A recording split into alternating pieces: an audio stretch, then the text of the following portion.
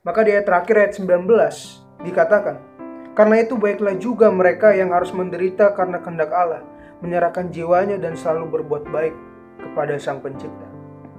Di balik penderitaan yang kita alami, permasalahan yang kita alami, mungkin kita percaya Kristus, mungkin kita melayani Dia. Apa yang harus kita lakukan? Kita berserah kepada Tuhan. Karena itu baiklah juga mereka yang harus menderita karena kehendak Allah, menyerahkan jiwanya.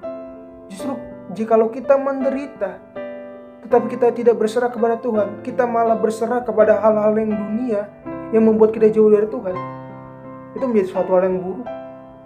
Tetapi ketika kita menderita karena mengikut Kristus, kita melayani, kita semakin dihina. Di dalam hidup ini kita banyak orang benci kita. Oleh karena kita mengikut Kristus, kita harus semakin berserah kepada Tuhan. Karena percayalah, Dia yang selalu menyertai setiap kehidupan kita. Maka tidak perlu khawatir akan hal apapun. Ya, karena dari situ kita harus sadar bahwa dari sini membuat kita berpikir bahwa hidup itu bukan hanya di dunia, tetapi pikirkanlah perkara yang di atas. Jikalau tujuan hidup kita hanya untuk materi,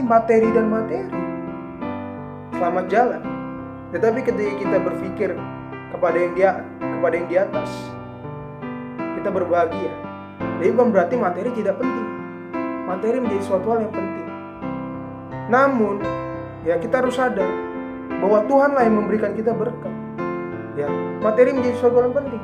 Tetapi ada yang lebih penting dari hal itu. Sebab kita hidup bukan hanya soal uang, bukan hanya soal makan secara jasmani.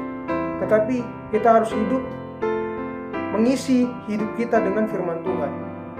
Maka ketika kita menjalani setiap prinsip firman Tuhan, kita mengikut Kristus. Namun kita dihina, dicela, berbahagialah. Sebab hidup kita bukan hanya di dunia ini. Tetapi ketika kita meninggalkan dunia ini, bertemu dengan Sang Pencipta, kita akan mendapatkan mahkota yang indah.